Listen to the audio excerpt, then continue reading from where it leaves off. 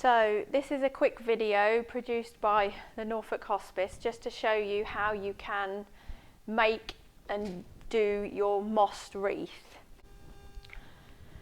Right, as I said, I've got everything prepared in front of me and I kind of suggest you do the same. You know, get everything ready, choose an area where you're going to work. Obviously I'm doing it indoors and I've got one of these trays here that we use at the hospice for gardening with. In your box you should have your mossed wreath, which will look something like this. You should have your wires, which are these little things that are all pre-cut, ready to tie up your greenery.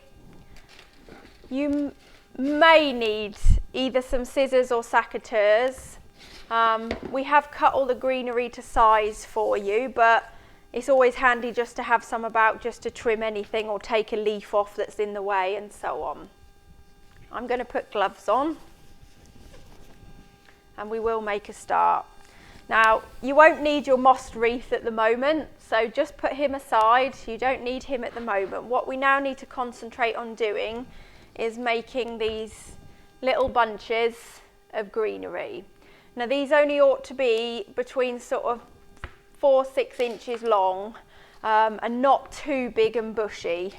They want to be quite tight, small, compact, so that actually once you put them in the moss, they'll stay there, they'll keep alive better. Obviously the bigger the pieces, the bushier you make it, the less chances of it kind of surviving a good time. So it needs to be about 4 to 6 inches. Now I've got all my greenery here, I've got a good mix of stuff. Conifer hedging in all different colours. I've got some eucalyptus as well. I've got obviously holly, the traditional holly, and do be careful because some of them are very prickly. There are some that you might have that aren't prickly, like this one. This is a type of variegated holly that actually isn't prickly and it's lovely to work with, whereas obviously the traditional stuff is very prickly, so do be careful. And I've also got some other variegated leaves off another shrub from outside, and I've got some rosemary. Again, herbs are a really good thing to be using because just the smell, they keep green. Some of them might even be in flower for you at the moment. It just depends. Right, so we're going to get started. Now, there's no right or wrong in the sense of what you should have with what. It's up to you. Just try and get your kind of base plant, which usually I tend to try and use something that's really quite bushy, like the conifer stuff. It's really bushy, it fills up the whole gap, and usually I start with that. And then it's just have a play around, you know, get something that you like, you know, maybe a bit of variegated holly. And as I say, some of these you might have to strip the leaves. This is what you may want your scissors for. You know, make it look nice, get this nice shape and pattern to it. I might even put a bit of darker conifer in there as well, just to mix it up in colours. So you've got sort of dark green, light green. I think that would be a bit too much. May add a little bit of this, so that there's a good mix. And I would say that's it. I don't need much more than that. It's about 4 inches long. It's not too big or too wide. So the next part is, once you've got hold of it, is to take your wire, get it round the back of the thing, bend the wire. This bit can be quite fiddly, but once you've got that initial tightening of it and it's got hold of it for you, you can then start wrapping the wire around the greenery.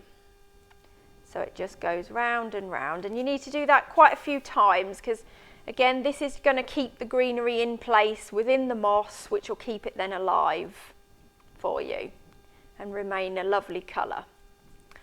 Don't wrap it all the way. The aim is to have this bit of wire, just enough, about, again, probably about 3 inches worth on the end, that you'll need to be able to push it into the moss and wrap it round your frame and keep it where you want it.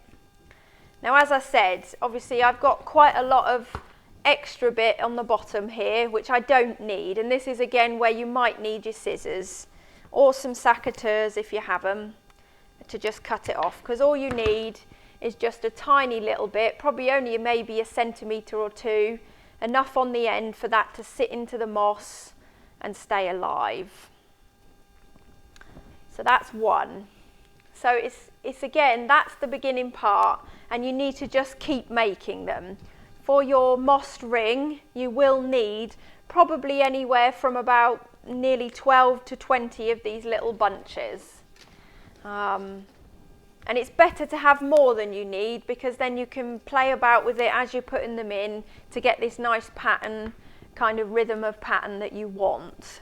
Once you've got to a point you feel you've made enough of the bunches, we then need to move on to the next stage, which is actually starting to attach them and put them into the wreath. So I'm going to move my tray out of the way now and just put it over there. So I've got my wreath, I've got my bunches here, and I'll show you how to get them attached to your wreath.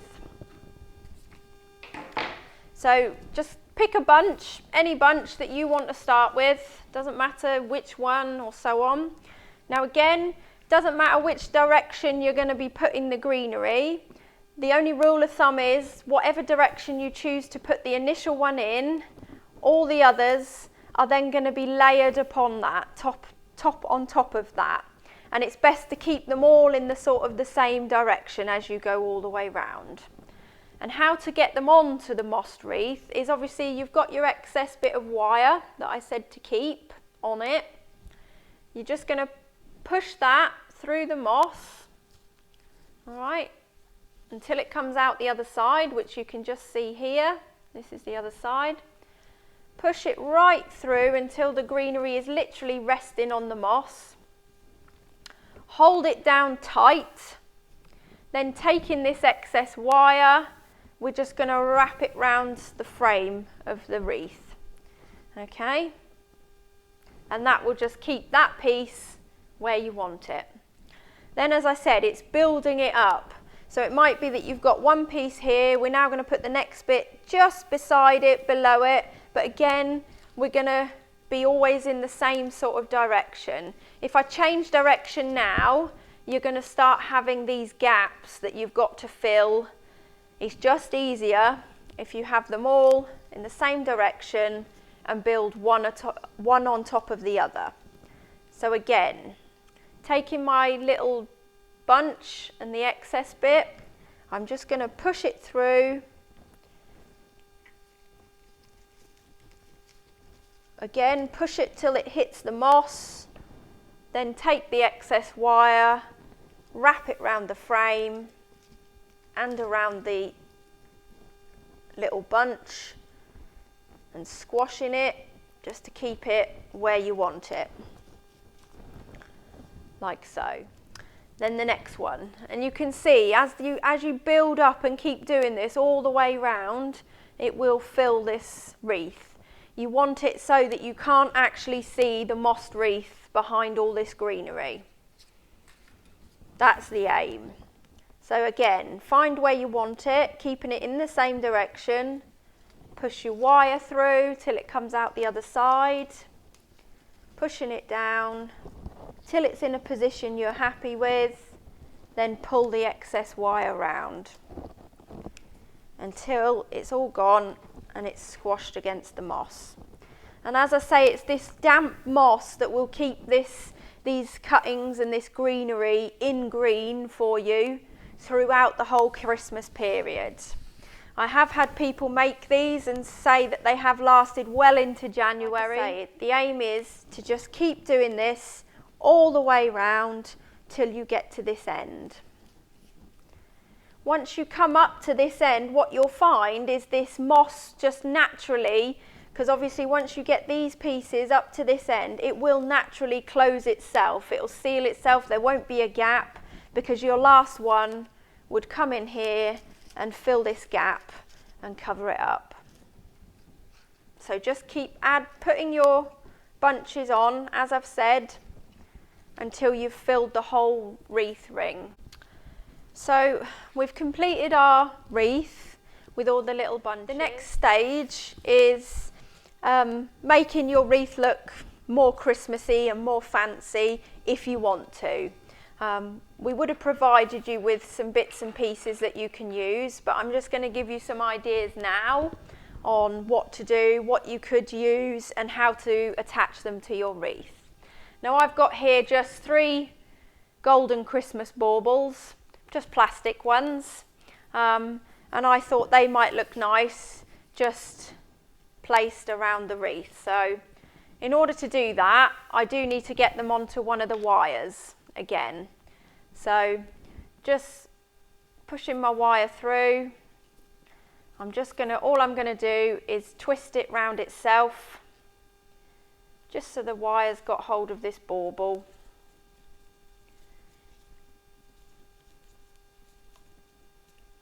Like so. So it's nicely got hold of it now. And just like the greenery, okay, you take your excess wire and just push it through roughly where you want it. Jiggle it about a bit, he'll go in eventually.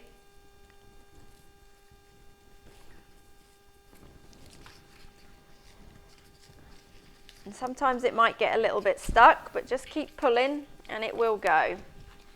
And then again, the excess wire, just try and wrap it round the frame, around your greenery, kind of get in there in between the greenery, because you don't want to put all this wire on there and crush it. But just where you can, just wrap it round, and that'll just keep that bauble where he is. So there's one. So what I might do then is put sort of one up this corner and one up this corner. Right, and there's your Christmas baubles. Now, sometimes less is more. You know, I think that actually looks really quite nice. But I'm just going to show you a few other items that we might have provided for you or that you could get hold of and use yourself. Is like this, Mr. Little Robin, who you can have sat on, again, on your wreath. Now, he should come with wires. So all it is literally feeding those wires through the moss so he sits nicely on your wreath. When it comes to cinnamon sticks, you might have some of those. Again, you will need the wire, and generally it is just getting the wire wrapped around the cinnamon sticks as best you can. You might want only one on its own, you might want a few together. Trying to make sure there's just a little bit of wire to be able to feed it into the moss and keep it where you want it. It might be that we've provided you with some of these little fake ones. Now with these, they're usually double-ended. The best thing I find to do is actually cross them over so that you've got the wires more like a little bow at the end and they're together. And it might be that you put a few together. There's some golden ones, some red ones. Then take a wire and wrap your wire around them so that they're nice tight together, like so. Then what you can do is then feed this, again as I've said, through the moss to the other side. You don't want to go too far into the foliage because otherwise you may not see them.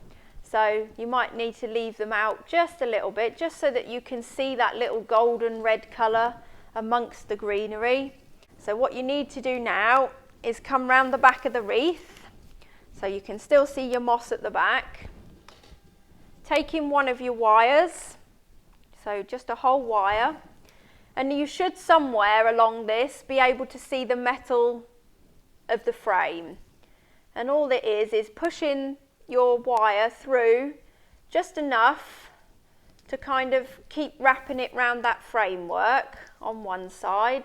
Then take the other end and push it through again a few centimetres away from that one. And just keep wrapping it round. And it hasn't got to be perfect, it's just got to be able to hold the weight of your wreath.